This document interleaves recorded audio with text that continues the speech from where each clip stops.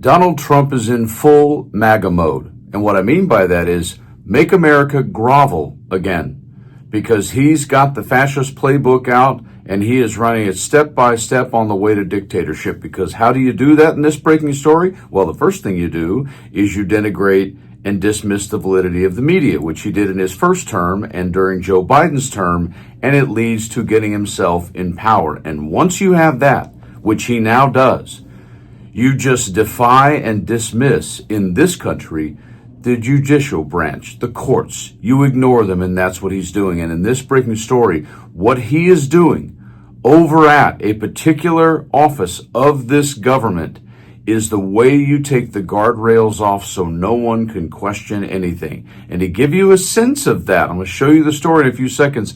Unbelievable, with a statement made by one of the people fired. What you do is you do this. Take a quick listen. Trump loves the idea of absolute power. He said he would be a dictator on day one of his second presidency. That's what he said if he gets reelected.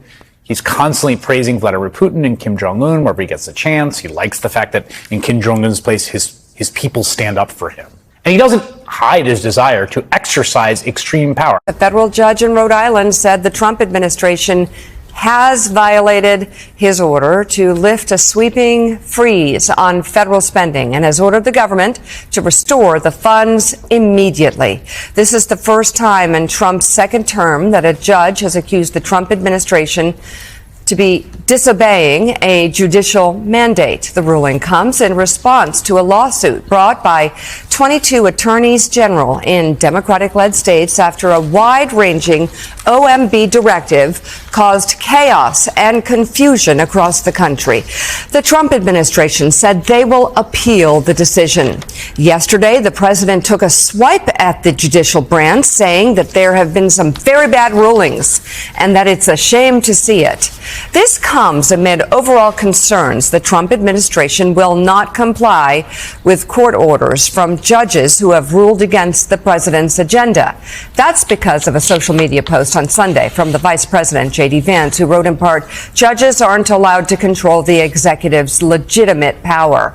Yesterday, Republican Senator Tommy Tuberville was asked whether the White House has a right to circumvent judges who are halting executive actions.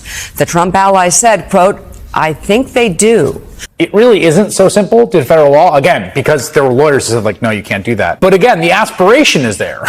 Whether the lawyers will be there a second time around, who knows? It's such a great metaphor that he loves Kim Jong-un because people stand for him. That's literally the sum total of Donald Trump's maturity level. And in this breaking story, what has he done now?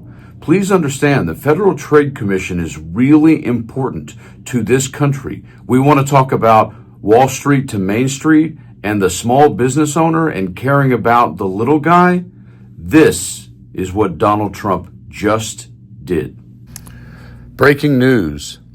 Federal Trade Commissioner Alvaro Bedoya's exit statement after being fired.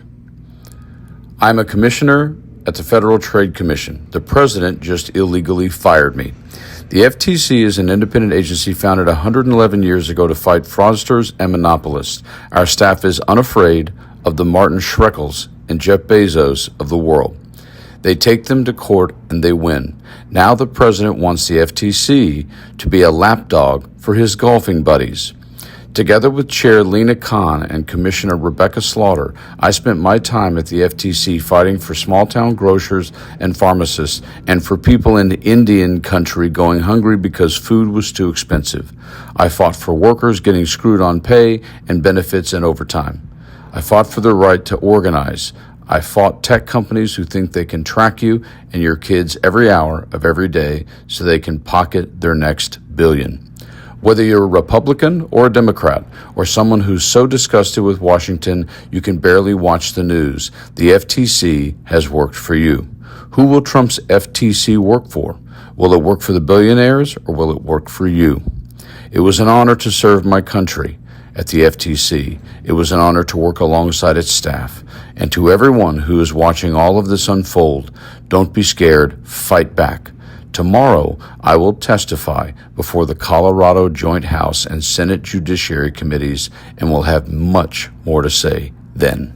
If you're unfamiliar, The job of the FTC is protecting the public from deceptive or unfair business practices and from unfair methods of competition through law enforcement, advocacy, research, and education. Yes, the FTC is really important. And for a lot of Americans, I was a small business owner. Created one, ran it, built it, 23 and a half years of my life.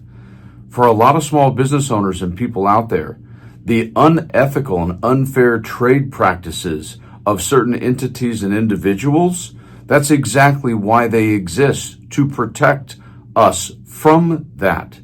No, Trump doesn't want anyone to question what any of his corporate business buddies might be doing. He just, per Pam Bondi in the Attorney General's office, Pete Hegseth over at the Secretary of Defense, Kash Patel at the FBI, he just wants everyone to go, oh, what would you like, sir? Oh, okay, that's what we'll do. Oh, you don't want us to say anything? Okay, we won't.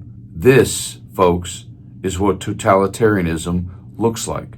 It's what it smells like, and it's what it walks like.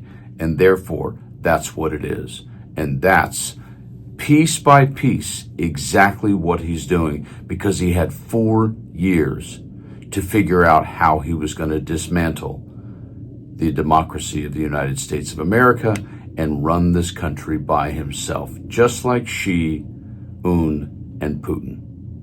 You guys, hang in there, breathe, enjoy your lives, stay frosty.